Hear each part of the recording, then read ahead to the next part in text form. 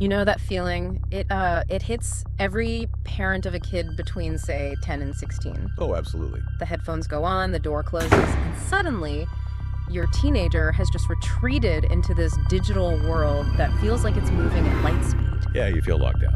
And if you're anything like me, you suspect the rules you set maybe 3 years ago about strict screen time limits.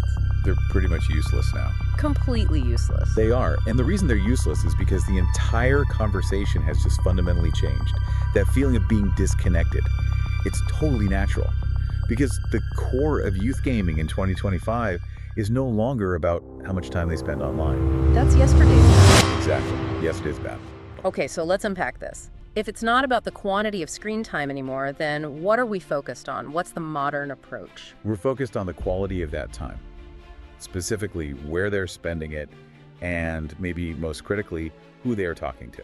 That gap between what we as adults see as safe for kids and what they see as cool for teens, well, it feels incredibly narrow. It does. Our mission today is to bridge that gap for you.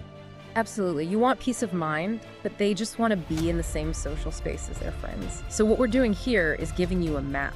We want to help you validate the trends teens love, whether that's the newest viral thing on Roblox or a specific kind of game, while you are quietly installing the necessary safety rails in the background.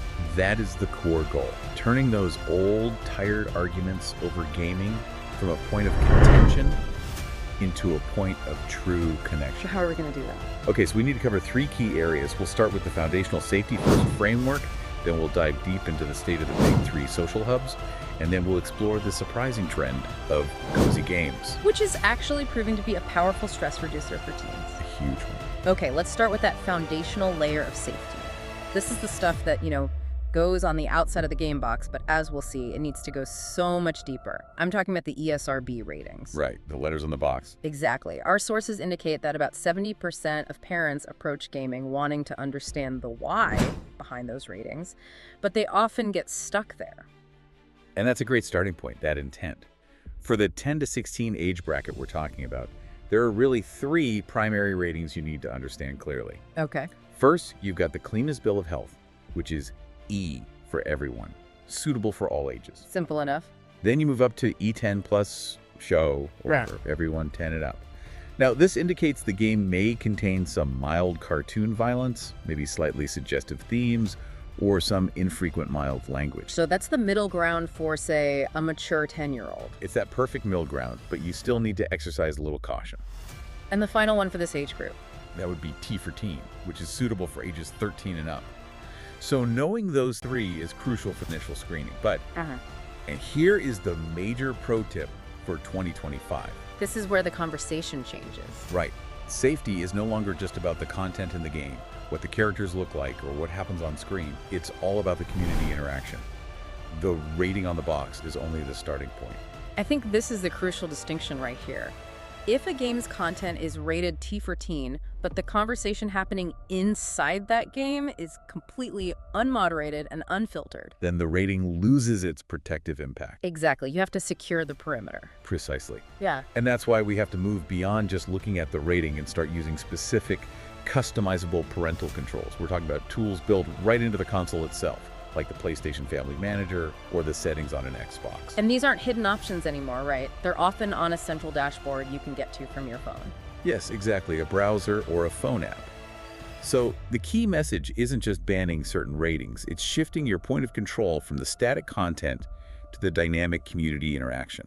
Okay, so what practical action items should parents focus on with these tools? What are the big 2 or 3? You need to focus on 2 core features. First, chat filters.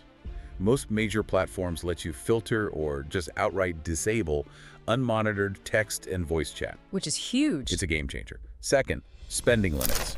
Use the tools to set a strict zero-tolerance spending limit so your teen cannot rack up surprising bills on in-game purchases. Right.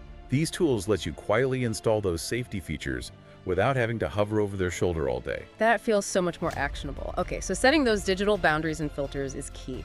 Now let's pivot to where they are actually spending all this time, because these titles are not just games anymore, are they? No, they're the central social hubs of this generation. We call them the big three: Fortnite, Roblox, and Minecraft.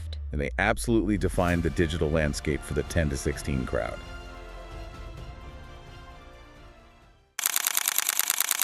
Is your 10 to 16-year-old obsessed with Roblox and those addictive cozy games?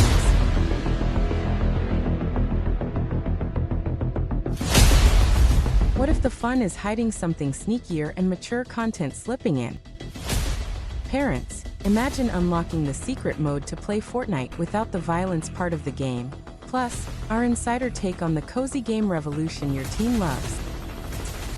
We decode the big three platforms with dead simple safety checklists and parental controls. Stop stressing and start connecting. Remember to subscribe for more 2026 age-appropriate gaming guide.